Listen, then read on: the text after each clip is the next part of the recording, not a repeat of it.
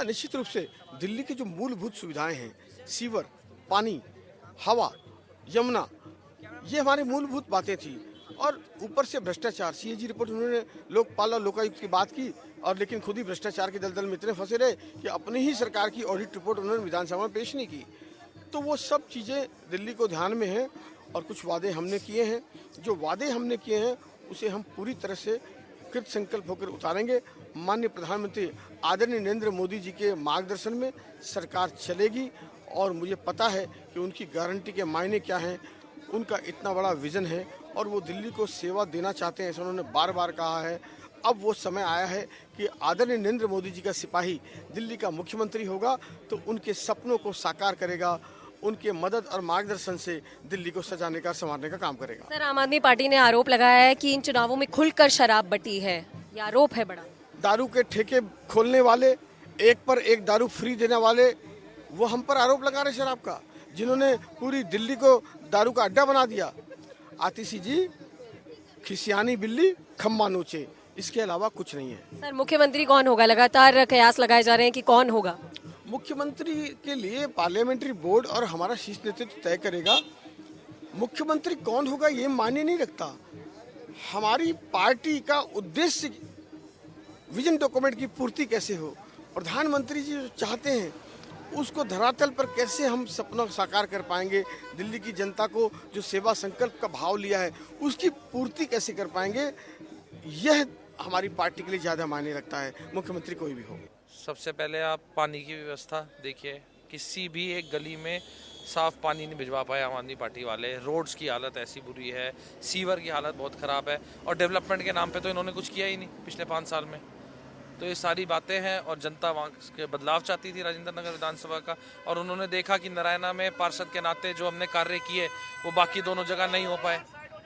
तो इस वजह से राजेंद्र नगर विधानसभा की समझ जनता ने मुझे मौका दिया कि मैं उन सबकी सेवा कर सकूं। सर, आम आदमी पार्टी की बात की जाए तो आपके सामने दुर्गेश पाठक थे, उनको आपने हराया, लेकिन आम आदमी पार्टी के जितने बड़े नेता हैं वो सब इन चुनावों में हारे हैं। तो किस तरीके से आम आदमी पार्टी का ये चुनाव देख रहे हैं?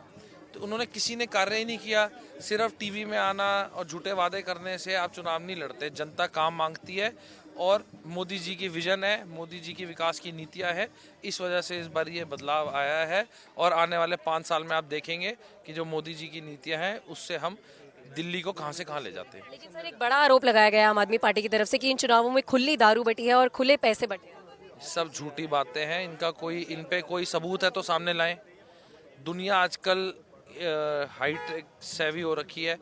आप ये देखिए, फ़ोन सबके पास है, वीडियो सबके पास है, फेसबुक लाइव होता है, ये सारी चीज़ें होती है। अगर ऐसा कहीं कुछ हो रहा होता तो ऐसा कुछ ना कुछ तो आपके सामने आता। आप भी ग्राउंड पे हैं, सारी मीडिया ग्राउंड पे है, कैमरा ग्राउंड पे है। अगर ऐसी कोई चीज़ होती तो किसी के तो सामने आती। सारे झूठे वादे, झूठी बातें, बेसलेस चीज़ें, इनका कोई तात्पर्य नहीं है। बिजवासन विधानसभा पूरे प्रचार के टाइम मैंने 3 चीज़ें कही हैं। पानी की बड़ी दिक्कत है वहाँ पर, ड्रेनेज एंड सीवेज की बहुत प्रॉब्लम है, और सड़क और नालियाँ। तो मेरी उसी सीक्वेंस में प्रायोरिटी रहेगी, और बिजवासन विधानसभा के लिए बहुत ईमानदारी से और मेहनत के साथ आगे हम काम करेंगे। सर, आम आदमी पार्टी ने एक बड़ा आरोप लगाया है कि इन चुनावों में खुली दारू, खुले पैसे सब बांटे गए हैं। दिल्ली वासियों ने उसका जवाब दे दिया है, और जो लोग कहा करते थे कि अगर हम कट्टर ईमानदार हैं तो हमें वोट दीजिए, तो जब वोट नहीं मिला तो आप सोच लीजिए कि फिर वो क्या है। देखिए, एक तो दिल्ली में लोग गंदा पानी पी रहे हैं, दिल्ली सड़कें टूटी पड़ी हैं, दिल्ली की हवा खराब है, और इन लोगों का इंटरेस्ट लोगों की सेवा में नहीं रहा है। इन लोगों का इंटरेस्ट रहा अपनी सेवा में, अपने जीवन का बदलाव। दिल्ली को नहीं बदल पाए लोग, अपना को बदल लिया इन लोगों ने। तो ये लोग कहते कुछ है, करते कुछ है, आप सबकी जानकारी में है। और दिल्ली के लोग चाहते हैं कि हमारा शहर बेहतर हो। आप भी दिल्ली में रहते हैं, आपका सब रोज़ आप काम करते दिल्ली में। दिल्ली रहने लायक नहीं बची थी, और दिल्ली पिछड़ गई पिछले 10 साल में। उत्तर प्रदेश बेहतर हो गया, राजस्थान बेहतर हो गया, हरियाणा बेहतर हो गया, और दिल्ली बदतर हो गई। तो दिल्ली के लोग चाहते हैं मेरा शहर बेहतर हो, हमारा पानी बेहतर हो, हमारी हवा बेहतर हो, हमारी सड़कें बेहतर हो, हमारे स्कूल अच्छे हो, हमारे अस्पताल अच्छे हो, हमारी शिक्षा प्रणाली अच्छी हो। इन्होंने कहा था हम यूनिवर्सिटियाँ बनाएंगे। कहाँ यूनिवर्सिटियाँ हैं? क्या क्या बोला था? नीयत साफ थी। सड़कें दिल्ली में कभी टूटी नहीं आज तक, पहली बार टूटी हुई हैं। दिल्ली में इतना प्रदूषण नहीं बढ़ाई। अब तो पराली नहीं चल रही ना, अब तो ये प्रदूषण हरियाणा से नहीं आ रहा ना। और 11 साल से आपने किया क्या है? सिर्फ बातें, ड्रामाबाजी, घोटालेबाजी, यही तो किया इन लोगों ने। तो इसलिए दिल्ली के लोग ऊब के और समझ के कि ये व्यक्ति ड्रामेबाज है। ये सर 27 साल बाद बीजेपी का सूखा खत्म हुआ है तो बड़ा सवाल बना हुआ है मुख्यमंत्री कौन होगा?